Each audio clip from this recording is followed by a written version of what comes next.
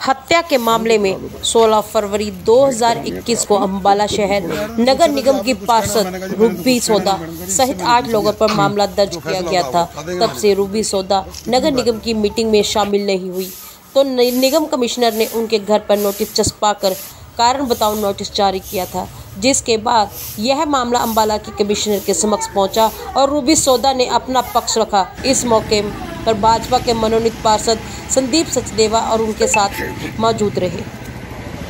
जहां तक मुझे जानकारी है, डिविजनल कमिश्नर मैडम के पास कुछ शिकायत आई थी। उस शिकायत के संदर्भ में पार्षदा रूबी महोदया को व्यक्तिगत हियरिंग के लिए बुलाया गया था और व्यक्तिगत हियरिंग के बाद उन्होंने अपनी जो बात कहनी थी वो डिविजनल कमिश्नर मैडम को बता दी है। तो उन्होंने कहा था जी अगर आपने कुछ कहना हो तो उन्होंने कहा था जी मेरे साथ मेरे पार्षद साथी आए हुए हैं, वो मिलना चाहते हैं, मेरी बात रखना चाहते हैं।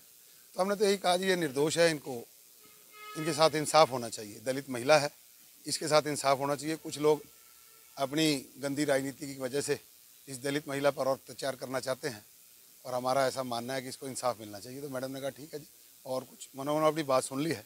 जो भी मैडम फैसला करेंगी हमें वो मंजूर है। अगर हमारे हक में आएगा तो हम उसका स्वागत करेंगे और अगर हमें लगेगा कि उसमें कोई तकनीकी खामी है या हमारे विरुद्ध है तो हम उसकी अपील जो सक्षम अधिकारी हैं उनके पास करेंगे। तो दोबारा बुलाएंगे आप? नहीं, अब वो मैडम ने बात सुनने के बाद अब मैडम के विवेक पर है, मैडम क्या फैसला करते हैं। जो भी फैसला आएगा हम उसकी विवेचना करेंगे। अगर हमारे हक में आया तो हम उसका स्वागत करते हैं और अगर हमारे खिलाफ आता है तो हम उसके खिलाफ जो भी उचित कार्रवाई होगी उसके पढ़ने के बाद जैसा भी होगा उसके खिलाफ हम जो भी कार्रवाई होगी। क्या था ये थोड़ा बताएंगे? हाँ जी, क्या मामला रहा है सर? मामला जो मेरी जानकारी में आया है वो इतना ही था कि रूबी सौदा जो पार्षदा है वो पिछली 3 बैठकों में नगर निगम की उसमें मीटिंग में नहीं पहुंची। उसके क्या पूर्ण तथ्य हैं, क्या जानकारी है, क्या उन्होंने अपने आरोपों के साथ तथ्य लगाए हैं, उसकी कोई जानकारी मुझे अभी नहीं है। क्योंकि मैं भी जो नगर निगम की तीसरी बैठक थी उसमें ही मनोनीत पार्षद के तौर पर पहली बार मैंने भाग लिया था। पिछली 2 मीटिंगों में क्या कार्रवाई हुई, उन 2 मीटिंगों में की कार्रवाई में तीसरी जो मीटिंग थी उसमें कहीं भी ना आने बारे कोई जानकारी या कोई ऐसा विषय उन तीसरी बैठक में नहीं आया। तो इसलिए एक छोटा सा प्रश्न है, आने वाली हाउस की मीटिंग में इसका मुझे लगता नहीं कोई प्रभाव पड़ना चाहिए। वहाँ पर भारतीय जनता पार्टी के पार्षद अपना बहुमत में हैं और हम अपनी बात को पूरी मजबूती के साथ 28 तारीख को जो बैठक है उसमें रखेंगे। सिलेक्शन भी हो सकते हैं सर डिप्टी में?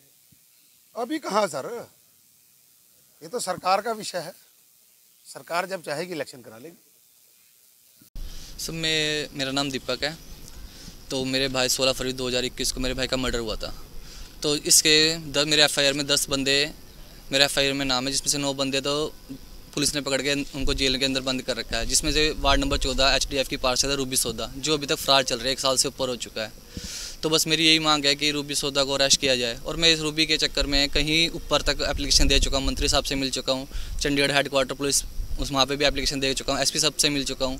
मेरी कोई भी मदद नहीं कर रहा है। बल्कि आज मैं रेनू फुलिया जी से मिला, कमिश्नर हैं जो वहाँ पर, उसकी मीटिंग थी आज। तो मीटिंग में प्रेजेंट हुई तो मैंने पुलिस को फ़ोन किया, अपने आईओ को फ़ोन किया, निरंजन है जिसका नाम, CI1 का। उन्होंने मेरा फ़ोन नहीं चक्का। फिर मैंने करमचंद जी को फ़ोन करा जो उनसे ऊपर है, उन्होंने कहा कि एसपी सर को फ़ोन कर, वो गिरफ्तार करेंगे। एसपी सर को कॉल की मैंने, एसपी सर ने मेरा फ़ोन नहीं करा। मैं कंट्रोल रूम से किसी का नंबर लिया कि पुलिस हेडक्वार्टर से किसी का नंबर मिल जाए, किसी मेरा फ़ोन नहीं उठाया।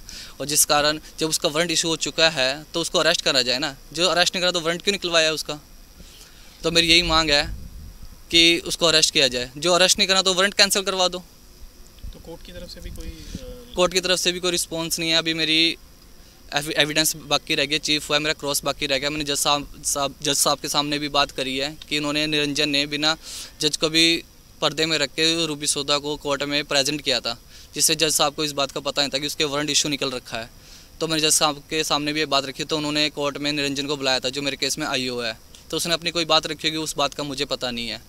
तो बस अब जब उसके एक वारंट इशू हो चुके हैं तो उसको अरेस्ट भी करो ना। आज मैंने अपनी आँखों से देखा, वो सरियाम घूम रही है, ऐसे घूम रही है जैसे कि उसका कुछ किया ही नहीं है, उसका कोई बाल भी बाका नहीं हुआ। प्रशासन उसका फुल सपोर्ट कर रहा है। आज मैंने खुद देखा है, प्रशासन पूरा सपोर्ट कर रहा है, कानून भी उसकी पूरी सपोर्ट कर रहा है। लाइट डिटेक्टर टेस्ट भी मांगा था? हाँ जी, लाइव डायरेक्ट उन्होंने खुद मांगा है जी। मैं भी उसके लिए एग्री हूँ, कोई बात नहीं, कराओ। लेकिन इतनी जल्दी कोई इतना टाइम क्योंकि 1 साल तो वैसे मेरे केस को हो गया जिससे फरार चल रहा है। अब 1 साल बाद टेस्ट होगा, इस हिसाब से फरार चलती रहेगी वो।